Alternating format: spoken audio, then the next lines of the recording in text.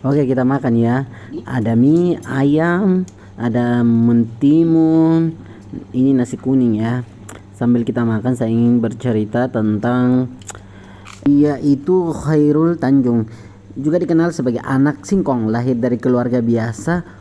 Untuk bisa kuliah di Fakultas Kedokteran Gigi, ia berjualan buku dan kaos. Ia terus mencoba berbagai bisnis dan kini menjadi pemilik kerajaan bisnis besar. Kegagalan adalah batu loncatan menuju sukses.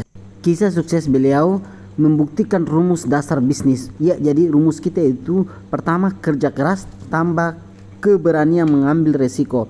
Mari kita bedah kisah lewat prinsip dasarnya. 1. Mulai dari hal yang kecil. Beliau tidak butuh modal yang besar di awal. Ia berjualan barang yang dibutuhkan teman-temannya, seperti buku dan alat tulis, karena beliau dulu berkuliah ya. Jadi teman-teman di kampusnya itu membutuhkan buku dan alat tulis. Yang kedua, beliau belajar dari kegagalan.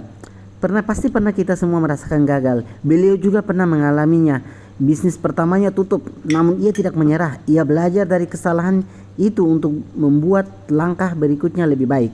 Ibarat bermain sepeda, jatuh itu biasa. Kita hanya perlu bangkit lagi dan belajar menjaga keseimbangan. Yang ketiga, melihat peluang. Beliau melihat kesempatan di saat orang lain melihat masalah. Ketika banyak orang kesulitan mencari pinjaman, ia bekerja sama dengan bank lokal. Saat orang mengabaikan gedung tua, ia mengubah menjadi bisnis yang menghasilkan uang. Keempat, selalu berinovasi. Zaman terus berubah, begitu juga cara berbisnis. Beliau selalu menyesuaikan diri dengan keadaan.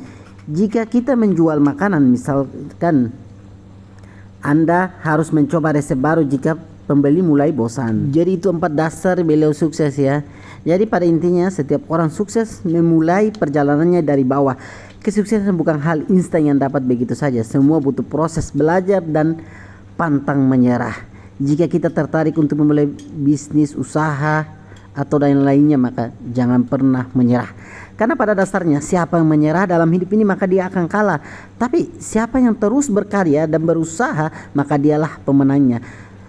Kalau kita lihat bersama-sama dengan kisah yang tadi, kisah dari salah seorang pembisnis Khairul Tanjung, itu beliau sangat memotivasi kita ya.